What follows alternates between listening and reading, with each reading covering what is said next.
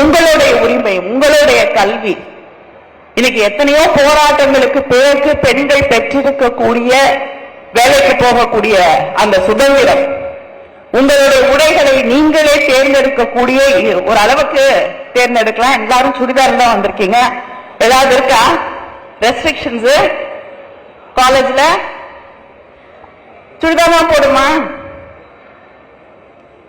அப்படியா? துப்பட்டாவோட இல்ல?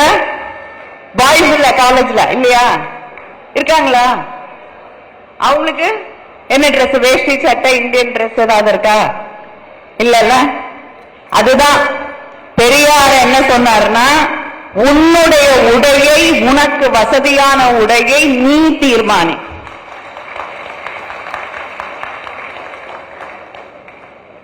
உனக்கு முடி வளர்க்கணும்னா வளர்த்துக்கோ, வெட்டிக்கிறது வசதியா இருந்தாலும் வச்சுக்கோ, வெட்டிக்கோ. எதையும் உனக்கு தடையாக மாற்ற விடாது. எந்த காலேஜுக்கு போனாலும், நான் என்னுடைய முன்னாடி எங்க டிபார்ட்மெண்ட் ஹெட்டா இருந்த ஒருத்தங்க ஒரு கல்லூரியில தலைவராக இருந்தார்கள். அங்க போனேன். நான் சொன்னேன், என்ன மேம் எல்லாருமே சுடிதார் போட்டிருக்காங்க, துப்பட்டா போட்டிருக்காங்கன்னு, ஏதாவது ட்ரெஸ் கோட் வச்சிருக்கீங்களா காலேஜ்ல கேர்ள்ஸ்க்குன்னு? உடனே சொன்னாங்க, ஐயோ தயவு செய்து நீ வந்து மேடையில ஒன்னும் சொல்லிடாத அப்படின்னு. அது எப்படி நான் சொல்லாம இருக்க முடியும் அப்படின்னு மேடையில வந்து கேட்டேன். அடிப்படையிலேயே பெண்கள் மீது திணிக்கப்படக்கூடிய ஒன்று, ஒரு ஆண் உன்னை பார்க்கிற விதத்துக்கு நீதான் பொறுப்பு இல்லையா? நீ நல்லா ட்ரெஸ் பண்ணினா யாரும் உன்னை தப்பா பார்க்க மாட்டாங்க. நீ சரியா நடந்துகிட்டீங்கன்னா, நீ வந்து சரியான நேரத்துல வெளியில போனா வந்தானா நீ பாதுகாப்பாக இருப்ப. இதை விட ஒரு பெரிய பொய் உலகத்திலே கிடையாது.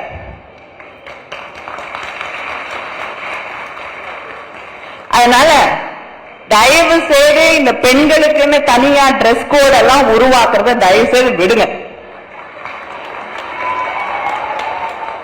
ஏன்னா அங்கிருந்து நீ என்ன உடுத்துறங்கிறது ஆரம்பிக்குது. உங்களுடைய உரிமை, உங்களுடைய சுதந்திரம். அதுக்கப்புறம் தான் என்ன படிக்கிறீங்க, என்ன போறீங்க, உங்களுடைய வாழ்க்கையின் முடிவுகளை நீங்கள் எடுக்க வேண்டும் என்பது. இப்படி தொடர்ந்து இந்த ஃபண்டமெண்டலிசம் தான், இந்த அடிப்படைவாதம், இந்த மதவாதம், இது தொடர்ந்து நமக்கு தந்து கொண்டிருக்கக்கூடிய விஷயங்கள் தான். பெண் என்பது ஆணுக்கு குறைந்தவள். பெண்ணுடைய தவறுகளுக்கு பெண் பொறுப்பேற்க வேண்டும். பெண்ணை எப்படி நடந்துக்கிறான்றத பொறுத்துதான் ஒண்ணுமே. அவங்க ஆண்களுக்கு வந்து எந்த முடிவையும், இது ஆணையும் இன்சல்ட் பண்ணக்கூடிய ஒன்றுன்னு நீங்க புரிஞ்சுக்கணும். ஏதோ உங்களுடைய உடல், உங்கள் மனம் எதுவுமே உங்க கண்ட்ரோல்ல இல்லைங்கிற மாதிரி ஒரு நிலையை வந்து அவங்க உருவாக்கி காட்டுறாங்க. அதை நீங்கள் புரிந்து கொள்ள வேண்டும். இன்னொருத்தருக்கு நீங்க வந்து பொறுப்பு அப்படின்னு ஆகும் பொழுது உங்களுடைய வாழ்க்கையும் நீங்க வாழ முடியாமல் போய்விடுகிறது. அதனால அவன் பெண்களை நாம் வாழ விட வேண்டும். அவர்களுடைய வாழ்க்கையை, அவர்களுடைய முடிவுகளை அவர்கள் எடுக்க விட வேண்டும். அந்த பெண்களுக்கு அழகா சொல்லுவாங்க நிறைய விஷயத்த. இப்ப கூட சொன்னாங்க, நான் மேடையில ஒரே பெண் இருக்கேன் அப்படின்னு சொன்ன பொழுது, எல்லா மேடைகள்லயும் நிறைய மேடைகள்ல யாராவது ஒரு பெண் தான் இருப்பாங்க பேருக்குன்னுட்டு. ஐயா சுப்பவி வந்து சொன்னாரு, இவங்க பல திறமைகள் உடையவர்கள், அதனால பல முகங்கள் உடையவர்கள், அதனால ஒரு பெண்ணா நான் பார்க்கல, நிறைய பெண்ணா பார்க்கிறேன். வேண்டாம்.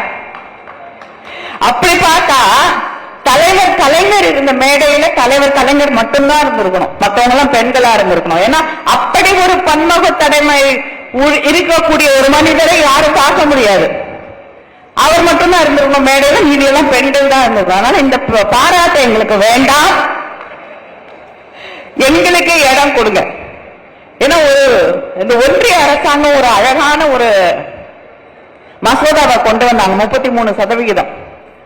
உலகத்துல என்னைக்கு நிறைவேறும், என்னைக்கு கொண்டு வருவாங்க, என்னைக்கு அது நிஜமாவே சட்டமாக செயல்படுத்தப்படும் தெரியாத ஒரு 33% இடஒதுக்கீட்டு மசோதா.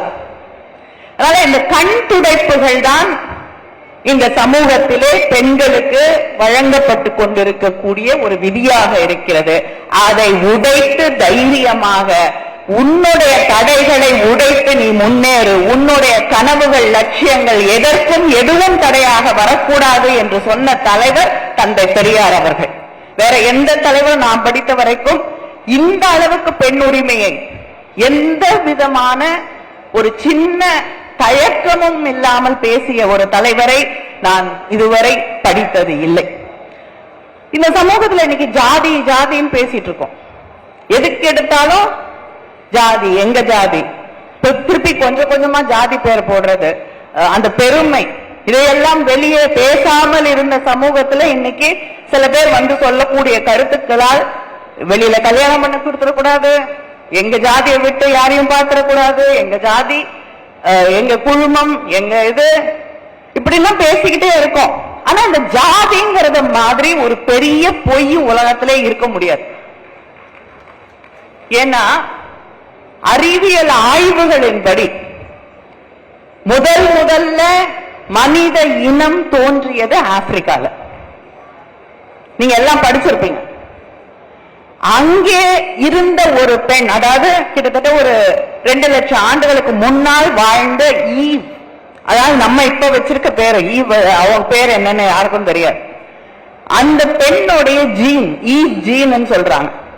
அதுதான் இன்று உலகம் முழுவதும் வாழ்ந்து கொண்டிருக்கக்கூடிய மனித இனத்தில கிட்டத்தட்ட 147 ரேசஸ், வித்தியாசமான இனங்கள்ல ஆராய்ச்சி செய்து பார்த்ததில் எல்லாருக்கும் அந்த ஈவ் ஜீன் என்று சொல்லப்படுகிற ஆப்பிரிக்காவில் வாழ்ந்த அந்த பெண்ணுக்கும் நமக்கும் தான் மரபியல் தொடர்பு இருக்கிறது என்று கண்டறியப்பட்டிருக்கு.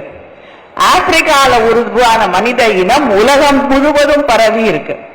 ஒரு இடத்துல உருவாகி எல்லா இடத்திலும் பரவி எங்க ஜாதி வந்தது? அதனால இந்த அறிவியல் கேள்விகள் இதை முன்வைக்கக்கூடிய ஒன்றுதான் இந்த திராவிட பள்ளி.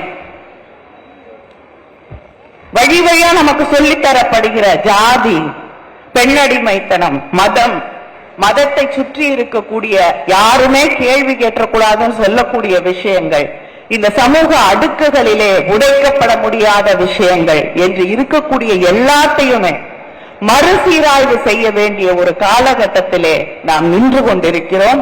அதை செய்ய வேண்டிய கடமையை பெரியார் எப்படி சொல்கிறாரோ, வேற யாரும் செய்ய முன்வராததால நான் செய்யறேன்னு சொன்னாரோ, அதை போல திராவிட பள்ளி வேறு யாரும் செய்ய முன்வராத ஒன்றை தன் தலையிலே எடுத்து வைத்துக் கொண்டு இன்று செய்து கொண்டிருக்கிறார்கள். செய்திகளை உடனுக்குடனும் துல்லியமாகவும் தெரிந்து கொள்ள சப்ஸ்கிரைப் பண்ணுங்க.